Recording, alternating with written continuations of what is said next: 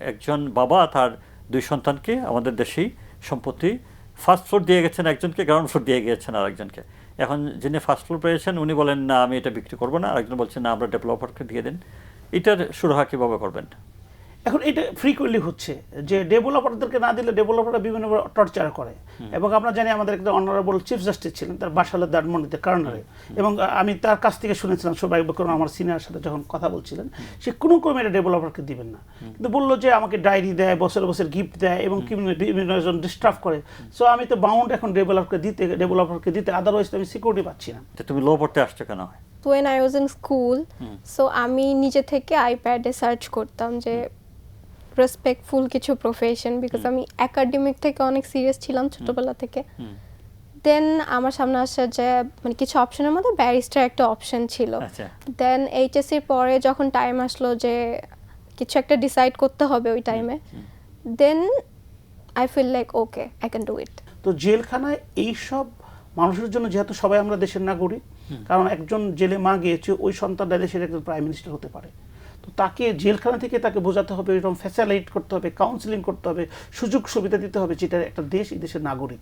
তোমার মা যে অপরাধটা করেছে এটা একটা জঘন্য অপরাধ, বাট তোমার কারণে যে বেরিয়ে আসে। আর টাইম টু টাইম ওইখানে সোশ্যাল ওয়েলফেয়ার থেকে, আমাদের সমাজ কল্যাণ মন্ত্রণালয় থেকে ওই মাকে অলওয়েজ কাউন্সিলিং করতে হবে যে ব্যারিস্টার আমার একটা স্বপ্ন, এই স্বপ্নটা আমি ব্যারিস্টার হয়েছি, মানুষকে, বাংলাদেশের মানুষকে কাছে থেকে আমার সমস্ত লাইফের সমস্ত কিছু তাদেরকে বিলিয়ে দিয়ে যাবো। এই জন্য being a solicitor of England and Wales, যখন আমি 12 লাখ কল টু দ্য বার হয়েছি, পরের দিন আমি চলে এসেছি। এবং প্রত্যেকটা মুহূর্ত এই যে উইক পড়ার যে সেটা অপমান মনে করি না, বাস্তবতা মনে করি যে আমি দিতে পারি নাই। আমার ছোট্ট মেয়ে আমার ওয়াইফের পাশে অপমানিত সহ্য করেও সেই উইকের একটা ছবি তুলেছি, সেটা আমার ঘরে টাঙানো আছে, আমি দেখি এবং ভাবি যে আমার মতো বাংলাদেশের 90% লোক, তাদেরকে বিচারটাকে পৌঁছে দিতে হবে। আসসালামু আলাইকুম প্রিয় দর্শক, আমি ব্যারিস্টার আনোয়ার হোসেন আমন্ত্রণ জানাচ্ছি বাংলা ভিশনের আইন বিষয়ক নিয়মিত অনুষ্ঠান ব্যারিস্টার সিনে। এই অনুষ্ঠানে আমরা মেইনলি আইন এবং আদালত বিষয়ে কথা বলে থাকি। আজকে আমাদের সাথে কথা বলার জন্য স্টুডিওতে আমন্ত্রিত হয়ে আসছেন বাংলাদেশ সুপ্রিম কোর্টের practitioner barrister M Ashraful Islam. Barrister Ashraful Islam, আপনাকে অসংখ্য ধন্যবাদ অনুষ্ঠানে আসার জন্য অ্যান্ড স্বাগতম। আপনাদেরকে অনেক ধন্যবাদ। আপনার সাথে আমরা একজন হবু ব্যারিস্টারকে রেখেছি যে ইংলিশ লিগাল সিস্টেমে পড়াশোনা করছে, আইন। ওর নাম হচ্ছে রামিশা আঞ্জুম। রামিশা, তোমাকেও অসংখ্য ধন্যবাদ অনুষ্ঠানে আসার জন্য এবং স্বাগতম। Thank you. আপনাকে দিয়ে শুরু করি ব্যারিস্টার সাহেব, আপনার যদি স্কুল, কলেজ এবং ব্যারিস্টার হওয়া পর্যন্ত আপনার পড়াশোনা সম্পর্কে একটু বলেন। অনেক ধন্যবাদ, ইটস ভেরি ইন্টারেস্টিং এবং অনেকের সারপ্রাইজিং অ্যাজ ওয়েল। প্রথমে বলতে হয় যে আমি গতানুগতিক একদম গ্রামের সাধারণ রিমোট এরিয়া, যখন আমি লেখাপড়া করেছি কুপি জ্বালিয়ে, হারিকেন অথবা কুপি, মোমবাতিও খুব একটা বেশি ছিল না, কিন্তু ডিটারমিনেশন ছিল আমি একজন লয়ার হব এবং ব্যারিস্টার হব। আচ্ছা। তারপরে যখন আমি ম্যাট্রিক পাস করলাম টাঙ্গাইল দেলদুয়ার উপজেলার লাউহাটি হাই স্কুল থেকে, মানে স্যারদের, তখন ঢাকায় আসলাম যে আমি আর্টস পড়বো, আর্টস থেকে ঢাকা ইউনিভার্সিটিতে পড়বো, ল পড়বো, দেন ব্যারিস্টারি পড়তে যাব। তারপর যখন আমি ইন্টারমিডিয়েট পাস করলাম, তো তখন মানে 92-94-এর কথা বলছি, কমার্স থেকে ল পড়া ইট ওয়াজ সো টাফ। তখন আমি ডিটারমাইন করলাম আমি ল তো পড়বই, যেহেতু আমি পলিটিক্স করবো এবং ব্যারিস্টার হব। তখন যারা ছিল আশেপাশে, তখন ম্যাক্সিমাম যারা মেসেজে থাকতে, এদের সাথেই আমাদের যোগাযোগ, এর উপরে আমাদের লেভেল ছিল না। তারা বললো ইন্ডিয়াতে ব্যারিস্টারি পড়া যায়। তখন এই ইন্টারনেট কোনো কিছু ছিল না, কিন্তু ইমেল কি এটা মানুষ বুঝতেন না। তখন এই 7 মসজিদ রোডে, যেটা আপনার স্টার কাবাব, এখানে দোতলা থেকে ইন্ডিয়ান হাই কমিশনের লাইব্রেরি ছিল, এই বড় বড় বুক, হাজার হাজার ইউনিভার্সিটি, বাংলাদেশে তখন 8টা-9টা ইউনিভার্সিটি, ওইখান থেকে ইউনিভার্সিটির বই আছে হাজার হাজার। তো আমি ওই গেটে অনেকগুলো ইউনিভার্সিটিতে অ্যাপ্লাই করলাম। অবশেষে ব্যাঙ্গালোর ইউনিভার্সিটি এবং ব্যাঙ্গালোরের national law school of India university, আরও গোয়া ইউনিভার্সিটি, আর কয়েকটা ইউনিভার্সিটি থেকে আমি অফার পেলাম। তো ন্যাশনাল ল ইন্ডিয়া ইউনিভার্সিটি ধরুন প্রাইভেট ইউনিভার্সিটি, কিন্তু টিউশন ফিস ছিল অনেক হাই। পরবর্তীতে জানলাম that was the best university of the world. However government public ইউনিভার্সিটিতে ব্যাঙ্গালোর ইউনিভার্সিটিতে ভর্তি হয়ে গেলাম।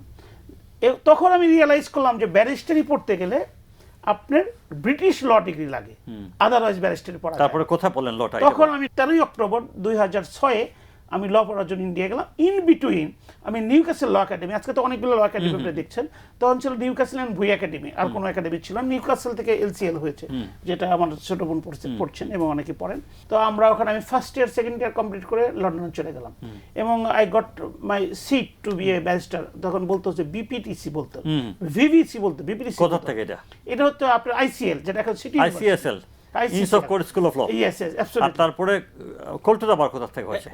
Lincoln scene. লিঙ্কন সিনে। তো লিঙ্কন সিনের পরিবেশে আপনাকে একটু নিয়ে যেতে চাই। একটু যখন লিঙ্কন সিনে কলকাতা বার হয় আমরা সবাই উইক পরে একটু ফটো পোজ দেই, তাই না? জি। তা আপনি নিশ্চয়ই দিয়েছিলেন। জি। তা আপনার পাশে উইক রাখা আছে, যদি আপনি এটা পড়ে নেন। ইন দ্য মিন টাইম আমরা টেলিভিশন স্ক্রিনে আপনার কলকাতা বারের কিছু মেমোরিও দেখে নেব।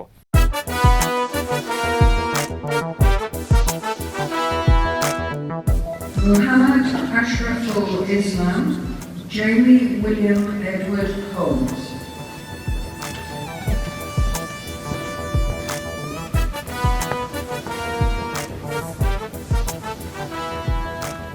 Mr. Islam, Mr. Holmes, by the authority and on behalf of the Masters of the Bench, I publish each of you a barrister for this honourable society. Congratulations. And Joey Hannah Mahaswaran Foster, Michael Paul Gray.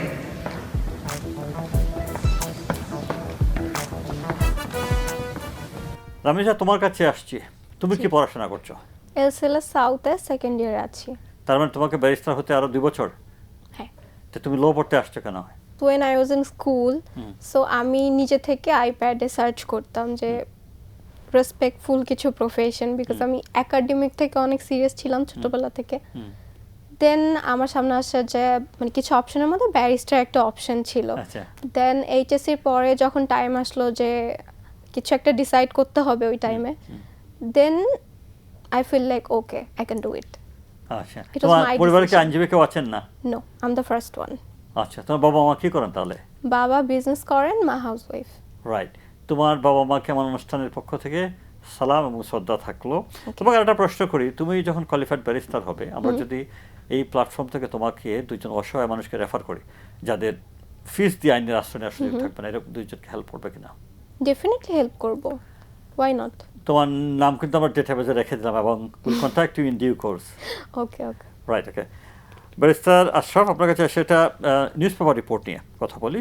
British news পেপারকে টাইমসের millionaire half sisters in fierce court battle over 2.7 million estate, অর্থাৎ 2.7 মিলিয়নের সম্পত্তি নিয়ে 2 ভাই বোনের মধ্যে court battle হচ্ছে। যে একজন বলছে যে আমরা যেহেতু পারিবারিক সম্পত্তিটা আমরা রেখে দেবো, একজন বলছেন আমরা এটা বিক্রি করে আমরা আমাদের যার যার টাকা নিয়ে নিব।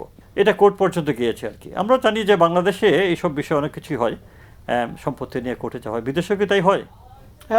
অবশ্যই হয়, যেটা আপনি আমাকে বললেন। এটা হচ্ছে যে ওই যে একটা হাউস, মানে ইংল্যান্ডের যে মিলিয়নিয়ার যে হাউসগুলো আছে তার মধ্যে এটা একটা হাউস। এটা হচ্ছে 2.5 বিলিয়ন এটার পাউন্ডের দাম। এটার যে মালিক ছিলেন উনি ছিলেন ব্রিটিশ রয়্যাল নেভি, পরে উনি যে পেট্রোলিয়াম একজন ট্রাইকন হন। তো উনি ওই ট্যাক্সটাকে এভয়েড করার জন্য জুডিথ নামে ওনার একটা মেয়েকে উনি ট্রাস্ট করে দিয়ে যান। কিন্তু এখানে ল্যান্ডসি তার ওনার আরেকজন মানে জুডিথের সিস্টার, এখন এই বাড়িটা উনি কোর্টে গিয়েছেন যে জুডিদের কাছ থেকে নিয়ে ওনারা বলতেছে যে বাড়িতে আমাদের যে জুডিস বলছে যে আমাকে যেহেতু ট্রাস্ট করে দিয়েছে I would like to sell it, এবং কোর্টে নিয়েছেন। এখন তার ভাই বোনেরা এসে বলতেছে no, it's a family trust. কিন্তু যে এটাকে জুডিসের নামে দিয়েছে, ডটারের নামে দিয়েছে, সে কিন্তু ট্রাস্ট করে নাই।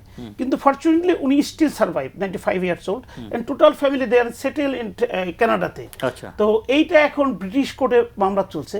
তার ডিসপিউটটা হচ্ছে যে family property, father still alive, এখন সে একটা সিস্টারকে দিয়েছে, তার একটা মেয়েকে দিয়েছে, যে ফ্যামিলির সবাই জানে আমাদের দেশে আপনার জয়েন্ট ফ্যামিলির মতো, নিউক্লিয়ার ফ্যামিলির মতো বসবাস করতে পারে। কিন্তু যার নামে দিয়েছে সে বলছে আমি কিভাবে বিক্রি করবো। It's a very interesting litigation is going on in the UK. Let's wait for the outcome. Wait for the outcome. Okay, আপনাকে একটা ঘটনা বলি। আমি জানি এটা রিয়েল ঘটনা। একজন বাবা তার 2 সন্তানকে আমাদের দেশেই সম্পত্তি ফার্স্ট ফ্লোর দিয়ে গেছেন, একজনকে গ্রাউন্ড ফ্লোর দিয়ে গিয়েছেন আরেকজনকে। এখন যিনি ফার্স্ট ফ্লোর পেয়েছেন উনি বলেন না আমি এটা বিক্রি করবো না, আরেকজন বলছেন না আমরা ডেভেলপারকে দিয়ে দেন। এটার সুরাহা কীভাবে করবেন? এখন এটা ফ্রিকুয়েন্টলি হচ্ছে যে ডেভেলপারদেরকে না দিলে ডেভেলপাররা বিভিন্ন টর্চার করে। এবং আমরা জানি আমাদের একটা অনারেবল চিফ জাস্টিস ছিলেন, তার বাসা হলো ধানমন্ডিতে কর্নারে, এবং আমি তার কাছ থেকে শুনেছিলাম সবাই বকরম আমার সিনিয়র সাথে যখন কথা বলছিলেন, সে কোনো ক্রমে এটা ডেভেলপারকে দিবেন না। কিন্তু বললো যে আমাকে ডায়েরি দেয়, বছর বছর গিফট দেয়, এবং বিভিন্ন জন ডিস্টার্ব করে।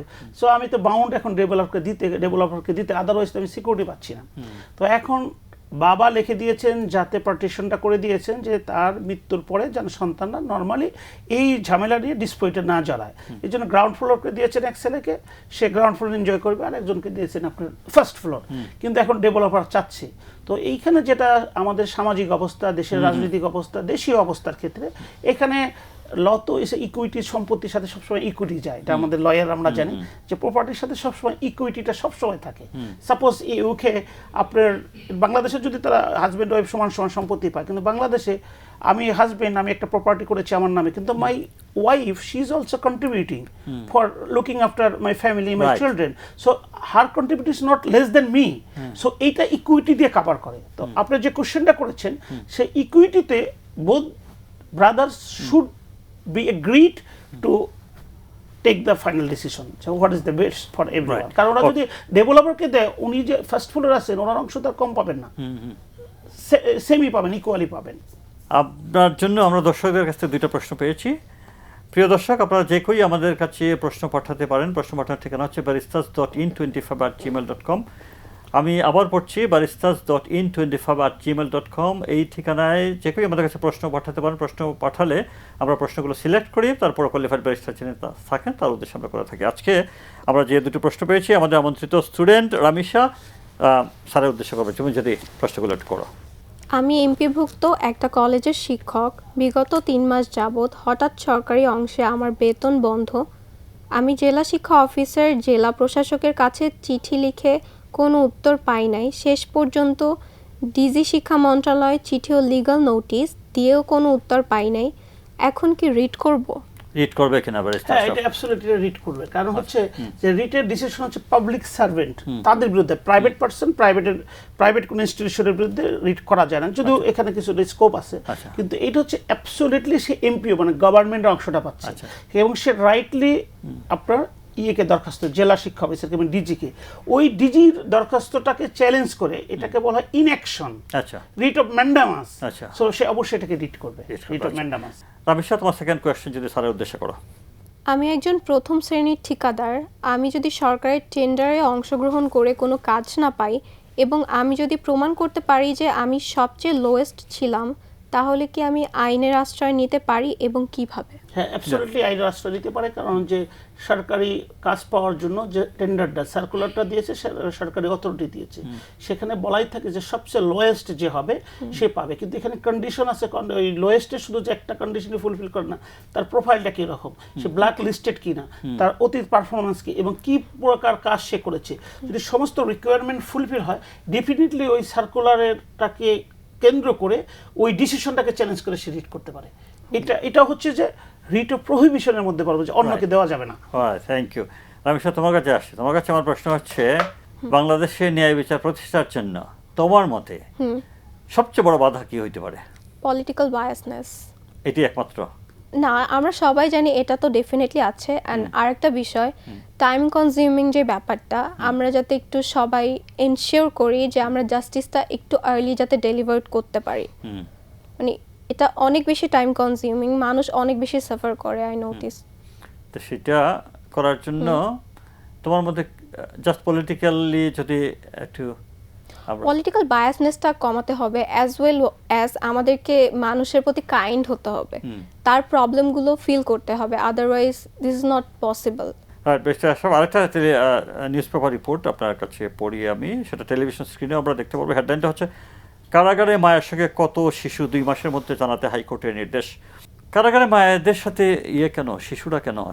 আসলে শিশুরা কেন, এই কোশ্চেনটা যদি বুঝিয়ে না বলি তাহলে হবে না। সাপোজ ধরো একটা বেস্ট ফিডিং একটা বাচ্চা, আপনি তাকে কোথায় রাখবেন? শিশু তো নিউনেটাল। তো এখন মা যে কোনো অপরাধে, সাপোজ ধরো যে মাদক নিয়ে সে অ্যারেস্ট হয়েছে, অথবা কোনো খারাপ একটা কাজে সে কাউকে অ্যাসিস্ট করেছে, অথবা কোনো মার্ডার, অথবা কোনো একটা কাজে যেখানে আইন প্রয়োগকারী সংস্থা তাকে অ্যারেস্ট করা ছাড়া বিকল্প কোনো কিছু নাই, এবং কোর্ট তাকে যেটা নন বেলেবল, এই মুহূর্তে তাকে বেলও দিচ্ছে না, তার গ্র্যাভিটি অফ দ্য অফেন্স, তখন তাকে definitely go to the custody, এখন কাস্টডি যে বাচ্চাটা আছে, বাচ্চাটার ওয়েলফেয়ারটা কি। তো এখন আমাদের দেশে না, পৃথিবীর সব দেশেই এইসব কেসের ক্ষেত্রে মায়ের সাথে বাচ্চাকেও যেতে হয়। উন্নত বিশ্ব কি তাই? উন্নত বিশ্ব তাই, কারণ আপনাকে কিভাবে তাকে সেপারেট করবেন, কারণ ওই বাচ্চার কারণে সে অনেক বেনিফিট পাবে, অনেক সুবিধা পাবে, তাই বলে সে নিজেকে অ্যাজ ইউজুয়াল আদার্স ফেয়ারম্যানের মতো হবে না। আচ্ছা, একটা যে মাঝখানে একটা কথা বলেন, এই বাচ্চা যেহেতু জেলে থাকবে মায়ের সাথে, সে যে বড় হবে তার মধ্যে নেতিবাচক কোনো কিছু কি জন্ম নেবে? এটা তো সর্বপ্রথম কোশ্চেন করতে হয় তার প্যারেন্টসকে থিঙ্ক করা উচিত ছিল, যে পৃথিবীতে তাকে নিয়ে আসছে, যে আমি যে অপরাধটা করছি আমার এই দুধের বাচ্চাকে সাথে নিয়ে, আমার এই অপরাধটা তো আমার বাচ্চার মধ্যে চলবে, সেও তো সমাজের একজন বড় হয়ে সমাজের একজন ব্ল্যাক লিস্টের লোক হবে, তার জীবন তো কখনো সুন্দর হবে না। এই কোশ্চেনটা তো তাদেরকে রিয়েলাইজ করা উচিত। এই জন্য কি কোনো বিকল্প কোনো ব্যবস্থা ছিল? বিকল্প ব্যবস্থা অবশ্যই আছে, যেমন যদি আপনার শিশুদেরকে, এখানে আমাদের গাজীপুরে একটা রিহ্যাবিলিটেশন সেন্টার আছে, সেখানেও সব যারা অপরাধের সাথে জড়িত তারা থাকে, এবং আমি দেখেছি প্র্যাকটিক্যালি অনেক সোশ্যাল ওয়ার্ক করতে, যে যাদেরকে ভালো ছেলে ভালো করতে দেয় তারা আরো অধিক খারাপ হয়ে চলে আসে, কারণ ওই বয়সে একজন আরেকজনের সাথে ম্যাচিং করে ফেলে, বিভিন্ন অপরাধের বর্ণনা করে, দুর্দর্শ অপরাধের বর্ণনা করে। সাপোজ ধরেন একটা শিশুর বাচ্চাকে, ইভেন আপনি আপনার অতীতে ফিরে যান, আপনার সামনে যদি একটা মহামানবের বায়োগ্রাফি বলা হয়, আপনি নিজের আমি মহামানব হব, কনসিকুয়েন্টলি যদি আপনার সামনে একটা চোর, একটা ডাকাত, একটা নির্মমতার একটা বর্ণনা করা হয়, আপনার মধ্যে একটা অনুপ্রেরণা জাগবে, আমিও এরকম হব। তো বিষয়টা হচ্ছে পরিবেশটা কীরকম। তো আপনি যে কোশ্চেনটা করেছেন, আমি very interested to response that one, যে কারাগারে যেসব মারা অপরাধ করছে, যেহেতু প্রত্যেকটা নাগরিক দেশের সম্পদ এবং এরাই দেশটাকে বাঁচিয়ে রাখবে, তাদের সেপারেটলি রাখা উচিত, এবং ওইখানে রিহ্যাবিলিটেশনের মতো ওই মাকে কাউন্সিলিং করা উচিত, আর বাচ্চাটাকে এমন একটা পরিবেশে দেওয়া উচিত, যেমন আপনি দেখবেন বিশেষ করে আমরা পাই না, যারা সরকারি কর্মকর্তারা যেখানে থাকেন কোয়ার্টারে, এবং ডিফেন্স অফিসাররা যেখানে থাকেন, সেখানে দেখবেন তাদের এই ইয়ের মধ্যে একটা পার্ক আছে, সুন্দর এবং খুবই মডার্ন পার্ক, যেখানে বাচ্চারা খেলাধুলা করতে পারে নির্দ্বিধায়, নির্ভয়ে, রাস্তাঘাটের কোনো ইয়ে নাই, কোনো সাউন্ড নাই। তো জেলখানায় এইসব মানুষের জন্য, যেহেতু সবাই আমরা দেশের নাগরিক, কারণ একজন জেলে মা গিয়েছে, ওই সন্তানটা দেশের একজন প্রাইম মিনিস্টার হতে পারে, তো তাকে জেলখানা থেকে তাকে বোঝাতে হবে, এরকম ফ্যাসিলিটেট করতে হবে, কাউন্সিলিং করতে হবে, সুযোগ সুবিধা দিতে হবে, যেটা একটা দেশ, এই দেশের নাগরিক, তোমার মা যে অপরাধটা করেছে এটা একটা জঘন্য অপরাধ, বাট তোমার কারণে যে বেরিয়ে আসে। আর টাইম টু টাইম ওইখানে সোশ্যাল ওয়েলফেয়ার থেকে, আমাদের সমাজ কল্যাণ মন্ত্রণালয় থেকে ওই মাকে অলওয়েজ কাউন্সিলিং করা উচিত। Thank you. রামেশা, তোমার কাছে আসছি। আমি শুধু বলি যে আগামী 10 বছর আমাদের আইন এবং বিচার ব্যবস্থাকে তুমি কিভাবে দেখতে চাও আগামী 10 বছরে? তুমি কি বলবে? ট্রান্সপারেন্সি চাই ফার্স্ট অফ অল, অ্যান্ড আমরা যাতে মানুষের প্রবলেমগুলো নিয়ে, আমরা দেখছি যে লেটস সে যে আপনার কাছে কেউ একজন কেস নিয়ে আসছে, আপনি শুনলেন, but just because of for some money আপনি ওই মানুষটাকে মানে লেন্দি করলেন, জিনিসটা ঘোরালেন। এই জিনিসটা যাতে, আমি একটা ক্লায়েন্টের জন্য কাজ করলে যতটুকু ফি আমি ডিজার্ভ করি, ওটা আমার রাইটস, বাই আমি এইটা এনশিওর করতে চাই, এইখানটাতে ডেভেলপমেন্ট চাই, যে আমরা যাতে ক্লায়েন্টদেরকে সাফারটা না করাই, they don't deserve it. Right. তো এটা কতটুকু সম্ভব তোমার মতে? এটা সম্ভব, যেমন আমার মধ্যে এই থিঙ্কিংটা অলরেডি আসছে, সো আমার মতো যদি আমার আশেপাশে যারা আছে ফ্রেন্ডরা, ওরাও যদি এই জিনিসটা অ্যাডাপ্ট করে বা নিতে চায়, then why not, it's possible. Right, okay. মানুষ সবচেয়ে আইনের কোন জিনিসটা বেশি ভুল করে আসলে? মানুষের অ্যাকচুয়ালি মানুষ স্বভাবতই সবচেয়ে পরিচিত, সবচেয়ে স্বাভাবিক জিনিসটাকে সবসময় ভুল করে, একদম যেটা স্বাভাবিক, যেটা হবার নয়, এটা মনে করে অ্যাজ ইউজুয়াল। এই জন্য তারা খুব দ্রুত ভুল করে ফেলে, যে এটা হওয়ার না, কিন্তু এটা একটা মিস্টেক। এটা থেকে আপনার যেমন সাপোজ ধরেন যে আমি এখানে কথা বলতেছি, একজনকে একটা ধমক দিয়ে ফেলা, ইন্টিমেশন করলাম, এই তোমাকে মেরে ফেলবো, এই সর এখান থেকে, এই যে কথাটা, এটা কিন্তু এটা কিন্তু অফেন্স। সাপোজ একজনকে এই একটা তুচ্ছ-তাচ্ছিল্য করে কথা বললাম, এটা কিন্তু অফেন্স, কারণ আমি এটা বলতে পারি না কাউকে তুচ্ছ-তাচ্ছিল্য করে। আমি এখানে যাচ্ছি হঠাৎ করে দেখা যাচ্ছে আপনি গাড়ি চালাচ্ছেন, একটা রিক্সা লাগিয়ে দিচ্ছে, এটা কিন্তু অফেন্স, কারণ একজনের আপনার জানমালের সম্পদের ক্ষতি করছেন। তো মানুষ সবচেয়ে স্বাভাবিক, প্রতিদিন প্রতি মুহূর্তে যে ঘটে যাচ্ছে, এইটাকে ক্ষতি করছে বেশি, কারণ তার নিজস্ব দায়বদ্ধতা যেটা, নাগরিক ডিউটি যেটা, ডিউটি অফ কেয়ার যেটা, সেটা সে ভুলে যাচ্ছে। রাইট, ওকে। রামেশা, আমরা যদি বিচার ব্যবস্থার প্রতি মানুষের আস্থা ফিরিয়ে নিয়ে আসতে চাই, আস্থা আছে বাট একটু কম আছে আর কি, তো সে ফিরে নিয়ে আসতে চাইলে তোমার আসলে সাজেশনটা কি? আমার সাজেশন থাকবে, আমরা যদি এখন থেকে চেষ্টা করি যে জাস্টিসটা এনশিওর করতে, দেন আস্তে আস্তে মানুষ অবশ্যই বিশ্বাস করবে। তাহলে কি কোন বিষয়গুলো সংস্কার করার প্রয়োজন তুমি যেটা? সংস্কার করাও, আমি যেটা আপনাকে অলরেডি বললাম, যে টাইম কনজিউমিং ব্যাপারটা, অ্যান্ড পলিটিক্যাল বায়াসনেসটা যাতে না থাকে, অ্যান্ড থার্ড পয়েন্ট হলো যাতে আমরা মানে উইদাউট এনি বায়াসনেস জাস্ট একটু মানে স্ট্রিক্ট থাকি যে হোয়াট অ্যাকচুয়ালি হ্যাপেনিং। রাইট, তোমার কাছে লাস্ট কিছু প্রশ্ন করতে চাই।